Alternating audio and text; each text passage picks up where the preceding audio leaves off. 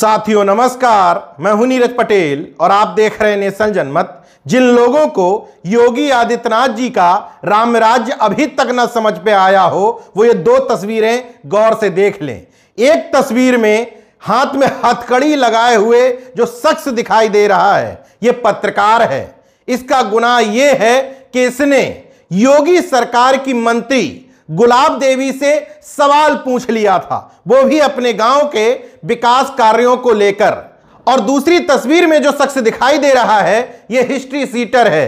कानपुर में इसके ऊपर 22 से ज्यादा मुकदमे दर्ज हैं। एक नाबालिग बेटी के साथ दुष्कर्म के आरोप इस पर लगे हैं, एफआईआर दर्ज है, लेकिन 10 दिन से योगी आदित्यनाथ की पुलिस इसको ढूंढ नहीं पा रही है क्योंकि यह सीएम का सजाती है। यही योगी आदित्यनाथ जी का राम राज्य है। और इसीलिए जब योगी आदित्यनाथ जी सदन में चिल्ला करके कहते हैं कि मैं माफियाओं को मिट्टी में मिला दूंगा, तो सोशल मीडिया पर सवाल उठने लगते हैं, लिस्ट जारी होने लगती है कि अपने स्वजाती माफियाओं को कब मिट्टी में मिलाएंगे। ये पूरी घटना संभल जिले के चंदौसी थाना क्षेत्र की है। माध्यमिक शिक्षा मंत्री गुलाब देवी बुधनगर खड़वा गांव में एक कार्यक्रम में शामिल होने पहुंची थीं। वहां पर मौजूद थे पत्रकार संजय राणा जो इस समय हथकड़ी में नजर आ रहे हैं। इन्होंने शिक्षा मंत्री से विकास कार्यों को लेकर सवाल पूछ लिए। उन्होंने कहा कि आपने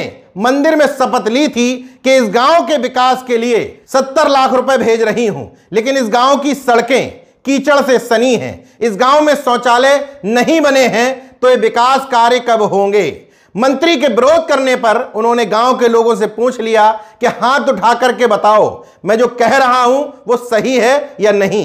आपने कहा था कि ये खड़गवंशी समाज का गांव यानी मेरा अपना गांव है, तो आपने कहा था कि मैं बुधनगर खंडुआ जो मेरे एरिया में आता है इसे मैं गोद ले रही हूँ, और आपने मंदिर पर खड़े होकर शपथ ली थी कि ये गाँव मेरा है और मैं इस गाँव की हूँ। अभी तक ये रास्ता इतनी कच्ची है, यहाँ बाइक तक पैदल वाले भी लोग परेशान हो जाते हैं। सहमत है नहीं मेरी बात से? आपके गांव में विकास कितना हुआ है? बाबा हाथ उठाओ। बरातघर है कोई? अभी आमने सामने है, कोई भी बरातघर है? रास्ता है? जब बुधनगर खड़वा गांव वालों के सामने अनुसूचित जाति कोटा से मंत्री बनी गुलाब देवी की भद्द पिट गई तो वो पत्रकार से ही तू तड़ाक की भाषा पर उतर आई। बात रखना, तेरी निगाहें में बहुत देर से पहचान नहीं थी जी। जब तू वहाँ खड़ा था तब भी मैं तेरी निगाहें पहचान नहीं थी जी। और जब बात रखी है तो रखने दो बात। तेरी निगाहें पहचान नहीं थी जी। भाषा तक तो ठीक था। इस कार्यक्रम के बाद पत्रकार संजय राणा को फर्जी बताते हुए पुलिस ने एफआईआर दर्ज की और चंदौसी कोतवाली में गिरफ्तार करके ले आया गया। भारतीय जनता पार्टी युवा मोर्चा के जिला महामंत्री शुभम राघव ने एफआईआर दर्ज करवाई। सरकारी काम में सरकारी प्रोग्राम में बाधा पहुंचाने की बात कही, खुद के साथ गाली गलौज मारपीट करने की बात कही, जबकि गांव वालों का स्पष्ट कहना है कि इस प्रकरण के अलावा वहां ऐसा कुछ भी नहीं हुआ। इसका मतलब योगी सरकार के एक मंत्री से सवाल पूछना राम राज्य में कतई अलाउ नहीं है। एफआईआर कराने वाले बीजेपी युवा मोर्चा के नेता शुभम राघव का तर्क है कि वो फर्जी पत्रकार है।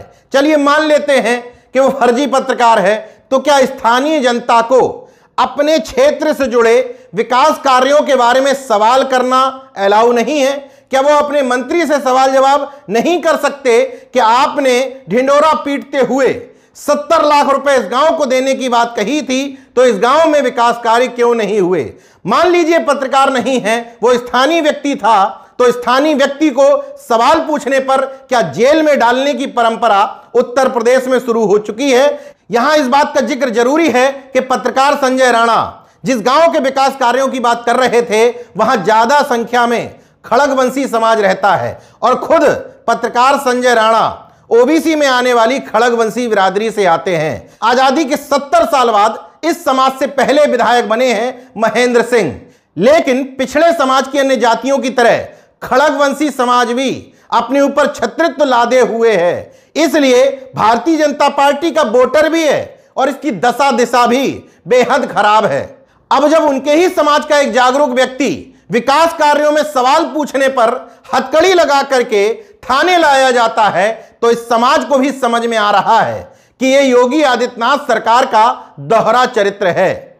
इस मामले पर ट्वीट करते हुए समाजवादी पार्टी ने भी इसको लोकतंत्र की हत्या और अघोषित इमरजेंसी करार दिया है। इस मामले में आगे कुछ भी नहीं होना है, इसलिए किसी से भी इंसाफ और न्याय की बात करना बेईमानी भी होगी।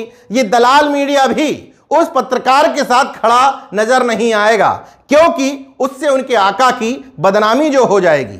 देखते रहिए नेशन जनमत, जागरूक और सजग बने रहिए। जय विज्ञान, जय संविधान, जय लोकतंत्र। धन्यवाद।